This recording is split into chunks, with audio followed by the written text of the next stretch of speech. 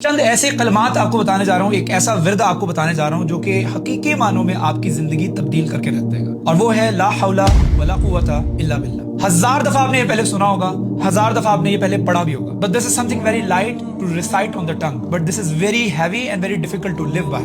بخاری اور مسلم دونوں میں حدیث موجود ہے کہ رسول اللہ صلی اللہ علیہ وآلہ وسلم نے فرمایا کہ یہ جنت کے خزانوں میں سے ایک خزانہ ہے، لا حول ولا قوت الا باللہ۔ فرمایا کہ اس کو پڑھنے والا 100 سے زائد بلاؤں سے بچا رہے گا، اور اس میں سب سے چھوٹی بلا جو ہے وہ حزن ہے، وہ غم ہے، جو کہ اس وقت سوسائٹی کی سب سے بڑی بلا بنی ہوئی ہے۔ کسی کو ماں باپ کا غم ہے، ان کی بیماری کا غم ہے، کسی کو اپنی اولاد کا غم ہے، ہماری اولاد ہماری بات نہیں مانتی، کسی کو بیوی کا غم ہے، کسی کو ہسبینڈ کا غم ہے، کسی کو فائنینشیل ایشوز کا غم ہے، کسی کو فلاں انزائٹی ہے، کسی کو فلاں ڈپریشن ہے۔ آج کل جو انزائٹی اور ڈپریشن عام ہو چکی ہے، ہم سائیکیٹرسٹ ڈھونڈتے پھرتے ہیں، ہم تھراپسٹ ڈھونڈتے پھرتے ہیں۔ اللہ کے نبی صلی اللہ علیہ وآلہ وسلم نے آپ کو ایزی اور آسان ورد بتا دیا ہے، لا حول ولا قوت الا باللہ۔ لیکن اس کو کیجولی اس طریقے سے نہیں پڑھنا جیسے نماز میں بیٹھے ہوئے ہیں آپ، نماز کے بعد آپ نے 10 دفعہ اس کو پڑھ لیا، لا حول ولا قوت الا باللہ۔ No no no no no, you have to understand it. لا حول، کوئی بھی طاقت نہیں ہے، ولا قوت، کوئی قوت نہیں ہے، الا باللہ، ماں سوائے اللہ تعالیٰ کی۔ اور اس کے اوپر ایمان لا کے پڑھنا ہے کہ یا اللہ تیرے علاوہ کوئی طاقت نہیں۔ یہ میرا غم کیا چیز ہے تیرے آگے، یہ میری مصیبت کیا چیز ہے،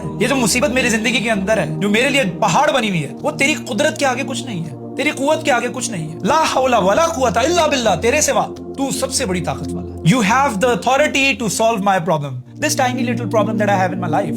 تیرے آگے تو کچھ نہیں ہے۔ لا حول ولا قوت، اس ایمان کے ساتھ پڑھیں۔ اللہ تعالیٰ کے ساتھ ایکسپیکٹیشن باندھنی پڑتی۔ آپ اپنی ایکسپیکٹیشنز، اپنی امیدیں اللہ تعالیٰ سے ہٹ کر کسی کے ساتھ لگا لیں گے نا، that person is going to hurt your expectations, they are not going to live up on your expectations۔ وہ آپ کی ایکسپیکٹیشنز، آپ کی امیدوں کے اوپر پورا نہیں اتریں گے۔ یہ لکھی ہوئی بات ہے، یہ یونیورسل پرنسپل ہے، دعوۃ الطالب والمطلوب، طالب اور مطلوب دونوں کمزور ہیں۔ یعنی میں نے جس کے ساتھ توقع لگائی ہوئی ہے، وہ میری وائف ہے، وہ میرے ماں باپ ہیں، میرے ٹیچر ہیں، میرے استاد ہیں، میرے باس ہیں، وہ میرے دوست ہیں، میں نے ان سے ایکسپیکٹیشنز لگائی۔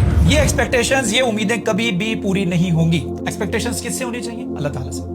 اللہ تعالیٰ سے ایکسپیکٹیشنز ہونی چاہیے، اور جب آپ اللہ تعالیٰ سے ایکسپیکٹیشنز لگائیں گے، اللہ تعالیٰ کے اوپر ایمان رکھیں گے، توکل رکھیں گے۔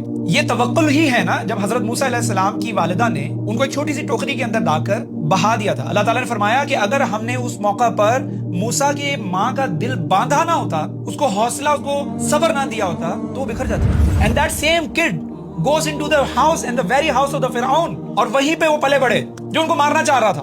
اللہ تعالیٰ کی قدرت دیکھیں، this is the plan of Allah۔ The oppression of Pharaoh came to an end, the empire of the Pharaoh came to an end just because a baby was thrown in a basket۔ So Allah has his own way of making things work out۔